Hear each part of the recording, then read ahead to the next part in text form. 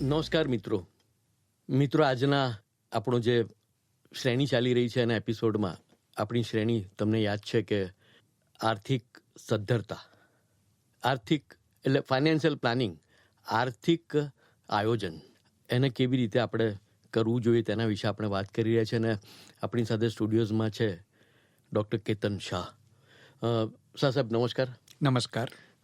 Sir, એક સવાલ એવો થાય કે ફેમિલી બજેટ આપણો જે આજનો વિષય છે, તો એ કેવી રીતે, એટલે તમારી દ્રષ્ટિએ એને કેવી રીતે તમે ડિફાઇન કરો કે કેમ જરૂરી છે? ઓકે, બે મુદ્દાઓ હું આવરી લઉં છું. સૌથી પહેલાં તો બજેટ એટલે શું સમજવું પડશે. યસ. જો એ ક્લિયર થઈ જાય તો પછી ફેમિલી બજેટ શું એ મારે કહેવાની જરૂર નહીં રહે. અને ડેફિનેટલી તમારો જે બીજો સવાલ છે આઈ થિંક એ વધારે મહત્વપૂર્ણ છે. દરેક કુટુંબે ફેમિલી બજેટ શું કામ તૈયાર કરવું જોઈએ. બરાબર છે. તો હવે શરૂઆત કરું પહેલા પ્રશ્નથી. બરાબર છે. પહેલા મુદ્દાથી. બજેટ એટલે શું? સાદા શબ્દોમાં કહું તો એક એવી નાણાકીય યોજના છે જેની અંદર આપણે અંદાજિત આવક અને અંદાજિત ખર્ચનો ઉલ્લેખ કરીએ છીએ. હવે આ બજેટ અઠવાડિયાનું હોઈ શકે, પખવાડિયાનું હોઈ શકે, મહિનાનું હોઈ શકે, ત્રિમાસિક હોઈ શકે, અર્ધવાર્ષિક હોઈ શકે અથવા વાર્ષિક હોઈ શકે. Depends on family. દરેક કુટુંબમાં આના અલગ અલગ જવાબ હોઈ શકે છે. હજી સિમ્પલ કરવું હોય તો એક પેપર અને પેન લઈ લો અને આ જ તારીખથી કરી અને આવતા 30 દિવસોમાં ક્યાંથી તમે આવક કમાવાના છો, કેટલી આવક કમાવાના છો, ક્યાં ખર્ચ કરવાના છો, કેટલું ખર્ચ કરવાનો છે એ તમે મૂકી દો. એ તમારું બજેટ થઈ ગયું. બરાબર. નામ બહુ ટેકનિકલ છે પણ ખરેખર વસ્તુ એટલી બધી ટેકનિકલ નથી. બીજું કે ફેમિલી બજેટ શું એટલે હવે ખબર પડી ગઈ હશે તમને. જે આખા કુટુંબ માટે કરતા હો તો ફેમિલી બજેટ, પોતાના માટે કરતા હો તો વ્યક્તિગત બજેટ. શું કામ હોવું જોઈએ? તો એનો જવાબ આ રીતના આપીશ. નાણું મર્યાદિત છે. નાણું ઝાડ ઉપર ઉગતું નથી કે રસ્તામાં પડ્યું મળતું નથી. બાકી એ એકવાર નથી મળતું. હા, દરેકને નથી મળતું, એ બી સાચી વાત છે. જયેશભાઈ, જો એ બી હોત તો આઈ થિંક આર્થિક સદ્ધરતા અથવા આપણે જે કરી રહ્યા છીએ નાણાકીય આયોજન એ અંગેની શ્રેણીની જરૂર જ ન હોત. બરાબર છે. એટલે આપણી પાસે જે નાણું છે એની અછત છે અને ઘણા બધા તમે મારાથી સહમત હશો કે ખૂબ મહેનત કરવી પડે છે, પરસેવો પાડવો પડે છે ત્યારે આપણે કમાઈ શકીએ છીએ. નાણાંના અસરકારક સંચાલન માટે અને જે મર્યાદિત નાણું આપણા ખિસ્સામાં છે, બેંક બેલેન્સમાં છે, એના ઇષ્ટતમ ફાળવણી માટે ફેમિલી બજેટ હોવું જરૂરી છે. કરકસર કરવાની છે, નાણાંના ખર્ચમાં કંજૂસી નહીં. આમ તો કોઈ પણ ફેમિલીમાં સર મોટાભાગે એટલે બજેટ એવો શબ્દ ના વાપરીએ તો આવક અને જાવકવાળી વાત થતી જ હોય છે. એટલે ક્યાંક ને ક્યાંક તો એ લોકોને ખબર જ છે કે આ શું છે. અને સરકારના જે બજેટ જાહેર થતા હોય છે ત્યારે પણ ખાસ કરીને ફેબ્રુઆરી મહિનામાં ત્યારે તો એમને ખ્યાલ આવે છે. હવે થોડી પેલી ડિટેલમાં આપણે વાત કરીએ તો એને કેવી રીતે તૈયાર કરવું જોઈએ. હા, હવે આ મુદ્દો ઘણાને ખબર નથી. કદાચ અહીંયા સુધી ખબર હશે કે બજેટ કોને કહેવાય. અને હું કહું કે રફ વર્ક જેવું બજેટ ઘણા બધા કુટુંબો તૈયાર બી કરતા હશે. લખવાનો એક ફાયદો થાય છે. લખો એટલે સ્પષ્ટતા વધે છે. અને ઘણું બધું જે તમને તરત યાદ આવતું નથી, લખવા બેસો તો યાદ આવે છે. એટલે કોઈ વસ્તુ રહી ન જાય. બરાબર. એટલા માટે બજેટ એ મૌખિક નહીં, એ લેખિત હોવું જોઈએ. બજેટ તૈયાર કેવી રીતના કરવું? મારા મતે 5 અગત્યના પગલાઓ, સ્ટેપ્સ, 5 ઇમ્પોર્ટન્ટ સ્ટેપ્સ. સૌથી પહેલાં દરેક કુટુંબે પોતાના ટૂંકા ગાળાના, લાંબા ગાળાના ઉદ્દેશો સ્પષ્ટ હોવા જોઈએ. કે વર્ષ દરમિયાન એક મોટો ખર્ચો આ કરવાનો છે, 5 વર્ષે એક મોટો ખર્ચો આ આવવાનો છે, એની ખબર હોવી જોઈએ.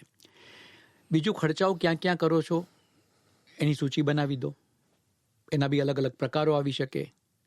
અમુક કમ્પલસરી હોય છે, કરવા જ પડે, એમાં કોઈ તમને ઓપ્શન નથી હોતું. અમુક ખર્ચાઓ એવા હોય છે કે જે ટાળી શકાતા હોય છે. ત્રીજું, ઈચ્છા અને જરૂરિયાત વચ્ચે ભેદ પાડતા શીખો. વીકેન્ડ છે, ફેમિલીને, મારો બર્થડે છે, ફેમિલીને બહાર જમવા લઈ જવું છે, બરાબર છે, એમાં કોઈ ખોટી વાત નથી, જવું જોઈએ, બહાર જ જમવાનું છે. પણ એવી રીતના આપણે બહાર કુટુંબને લઈ જવાના છે કે આપણી તાકાતની બહાર ન હોય. તમારી પાસે 5 સ્ટારનો પણ ઓપ્શન છે, 7 સ્ટારનો પણ છે અને સાદી હોટલનો પણ છે. સાદી પણ સારી હોટલનો પણ છે. 7 સ્ટારમાં જમવા લઈ જઈશ એ ઈચ્છા હોઈ શકે. જો તમારું બજેટ એ સમર્થન નથી આપતું તો પછી એ ઈચ્છા બાજુમાં મૂકવી પડે અને જરૂર છે કે ના, લઈ જઈએ, સાદી હોટલમાં લઈ જઈ શકો. ખેંચતાણ કરીને 5 સ્ટાર કે 7 સ્ટાર હોટલમાં લઈ જશો તો આજે તો પ્રોબ્લેમ નહીં આવે, પણ આવતીકાલે એના કારણે પ્રોબ્લેમ ઊભો થશે. ચોથું છે, એક નિયમ છે 50-30-20 રૂલ. જે પણ તમે આવકને ખર્ચ કરી રહ્યા છો એમાં આ રૂલ અપ્લાય થાય છે. કેવી રીતના? તો ખર્ચની તરફ જે બી કમાયા 50% ફરજિયાતપણે જે ખર્ચ કરવો પડે તે કરવો જ પડે. બાળકોની સ્કૂલની ફી, સવારના ઉઠીને દૂધ ખરીદો છો, રોજબરોજ શાકભાજી ફળ ખરીદો છો, એમાં કોઈ પ્રકારનું કોમ્પ્રોમાઇઝ કરવાનું નથી ને કરવું પણ ન જોઈએ. 30% એન્ટરટેનમેન્ટ માટે મોબાઈલનું બિલ એની અંદર મૂકી દો. નેટફ્લિક્સ તમે સબસ્ક્રાઇબ કરો છો, એમેઝોન કરો છો, એનું પણ આમાં મૂકી દો 30%. અને 20% છે એ ઇન્વેસ્ટમેન્ટ, જેને આપણે બચત કહીએ છીએ, મ્યુચ્યુઅલ ફંડ, સ્ટોક માર્કેટ. આગળના કોઈ શ્રેણીમાં એ મુદ્દો હું આવરી લઈશ. અને છેલ્લો 5મો મુદ્દો છે ઇમરજન્સી ફંડ માટે પણ પૈસા રાખતા થાવ, જેને કોઈ દિવસ અડવાનું નથી. બિનજરૂરી ઇમરજન્સીનો અર્થ એવો થાય છે કટોકટી આવે ત્યારે જ એ એકાઉન્ટ ઉપર ધ્યાન જવું જોઈએ, બાકી નહીં. મિત્રો, આપણે આર્થિક સદ્ધરતા એટલે ફાઇનાન્શિયલ પ્લાનિંગ એના વિશે વાત કરી રહ્યા છે અને આજનો એપિસોડ છે બજેટ, ફેમિલી બજેટ કેવી રીતે બનાવવું જોઈએ અને કેવી રીતે એમાં એના કયા કયા પાસાઓ છે. હવે કેતન સર, એક સવાલ એવો થાય કે આ જે બજેટ તૈયાર કરવામાં કયા કયા આર્થિક પાસાઓને આવરી લેવા જરૂરી છે? ઓકે, બેની તો ચર્ચા મેં હમણાં કરી જ છે, પણ એને હજી સ્પષ્ટ કરું તો તમારી આવક કેટલી, આર્થિક પાસું છે, કેટલું કમાવો છો. જેટલા પણ સ્ત્રોતો છે જ્યાંથી કમાવો છો એ તમને ખબર હોવી જોઈએ. કદાચ તમને વ્યાજની આવક આવતી હશે, અચાનક યાદ ના આવે, પણ એફડીની વ્યાજની આવક આવી રહી છે એ બી ગણતરી કરી લેવી જોઈએ. બની શકે કે પોસ્ટ ઓફિસમાં મંથલી ઇન્કમ સ્કીમમાં સબસ્ક્રિપ્શન છે, એની પણ વ્યાજની આવક આવી રહી છે, એ ગણી લેવાની. પોતાનો પગાર આવતો હોય, કોઈક નાની જગ્યા તમારી જમીન હોય, ભાડે આપેલી હોય, ભાડું આવે છે એ. બીજું છે ખર્ચ, અને ખર્ચનું હવે તમારે વર્ગીકરણ કરવું પડશે. સ્થિર ખર્ચાઓ, અસ્થિર ખર્ચાઓ, આકસ્મિક ખર્ચાઓ, બધા. ત્રીજું અગત્યનું, જેની ચર્ચા હજી સુધી કરી નથી, મોટાભાગે એવું બનતું હોય છે કે આપણી જરૂરિયાતો જ એવી થઈ ગઈ છે કે જે આવકથી સંતોષી શકાતી નથી, એટલે લોન લેવાની જરૂર પડે, એટલે દેવું. ચોથું સેવિંગ્સ, બચત. અને સૌથી અગત્યનું જે છાપામાં બહુ આવે છે અને સરકારો બી બહુ ચિંતિત રહે છે, મોંઘવારી અથવા ફુગાવો. એટલે આ 5 આર્થિક પરિબળોને ધ્યાનમાં રાખી અને દરેક કુટુંબે અથવા વ્યક્તિએ બજેટ બનાવવાનું હોય છે. બરાબર છે. સર, એક સવાલ એવો છે કે અત્યારે તો ઘણા બધા એપ્સ અવેલેબલ છે મોબાઈલ પર અથવા નેટ ને એના એટલે ઇન્ટરનેટ સાથે કનેક્ટેડ છે ઘણા બધા કમ્પ્યુટર્સ કે લેપટોપ સાથે. તો એપનો સહારો લઈ શકાય બજેટ તૈયાર કરવામાં? બિલકુલ લઈ શકાય. અને એવા અગત્યના હું તમને નામ આપું, 3-4 નામ જે દુનિયાભરમાં બહુ જ વપરાય છે. એક છે ઝેટા, ZETA. બીજું છે એક્સપેન્સિફાઈ. ત્રીજું છે YNAB. ચોથું છે પોકેટ ગાર્ડ. બીજા બી હશે, પણ આ 4 તો મેં પોતે જોયા છે અને સારા છે. તમને અમુક પ્રશ્નો પૂછશે, નાણાકીય માહિતી પૂછશે, મૂકી દેવાની, અને તમારા માટે અલગ અલગ પ્રકારના બજેટ તૈયાર કરી આપશે. પણ સંપૂર્ણપણે એના ઉપર આધારિત નહીં રહેતા, એ ગાઈડલાઈન તરીકે બરાબર છે. બરાબર છે. સર, ફરી એકવાર આપણે નામ બોલી જઈએ, કારણ કે 4 અગત્યના જે મારા નજરમાં આવ્યા છે: ઝેટા, ZETA, એક્સપેન્સિફાઈ, EXPENSIFY, YNAB અને પોકેટ ગાર્ડ, POCKET GUARD. તમે મિત્રો ખોલશો તમે આ બધા એપ, તો તમને પોતાને ખબર પડશે કે એક્ઝેક્ટલી આ બજેટ સાથે કેવી રીતના સંકળાયેલા છે. અને આનો તમારી સમજણપૂર્વક આનો ઉપયોગ કરવો તમારે. હા, સમજણપૂર્વક અને વિવેકપૂર્વક કરવો પડે. બિલકુલ. સર, બજેટ તૈયાર કરવામાં ઘરના જે સભ્યો છે એ બધાને સામેલ કરવા જોઈએ? એક સમય ભારતમાં એવો હતો, અને જયેશભાઈ તમે તો 100% મારી સાથે સહમત થશો, કે આવક ક્યાંથી કમાઈએ છીએ અને કુટુંબ ખર્ચ ક્યાં કરે છે, ફક્ત ને ફક્ત કુટુંબના 1 કે 2 જે વડાઓ હોય એમને જ ખબર હોતી. ઇવન સ્ત્રીઓની બી ખબર નહોતી. દાદીને પણ ખબર ન હોય અને મમ્મીને પણ ખબર ન હોય, તો બાળકોની વાત તો દૂર રહી. આપણે એ જમાનામાં આવ્યા છીએ જ્યાં ફાઇનાન્સ, નાણું, આ બહુ અગત્યનું પાસું જીવનનું બની ગયું છે. રોટી કપડા મકાનનું તો આમાં નાણું પણ ઉમેરી દઉં છું હવે. બરાબર. ત્રીજી વસ્તુ એવી છે કે RBI અને ભારત સરકાર પોતે એક નાણાકીય સાક્ષરતા અભિયાન ચલાવી રહી છે. તો મારો મત એવો છે, કુટુંબના બધા જ સભ્યો જેમની ઉંમર 12 વર્ષ કે તેથી વધુ છે એમને બેસાડીને બજેટ તૈયાર કરવાનું. બાળકોને બેસાડો એટલે એક તકલીફ એવી ઊભી થાય, ઘણા બધા પ્રશ્નો કરે, સૂચનો પણ આપે તમને, પણ એ પ્રશ્નોના તમે ભલે જવાબ આપો, એમના અપેક્ષા પ્રમાણે આપો કે નહીં, પણ એ શીખતા થાય.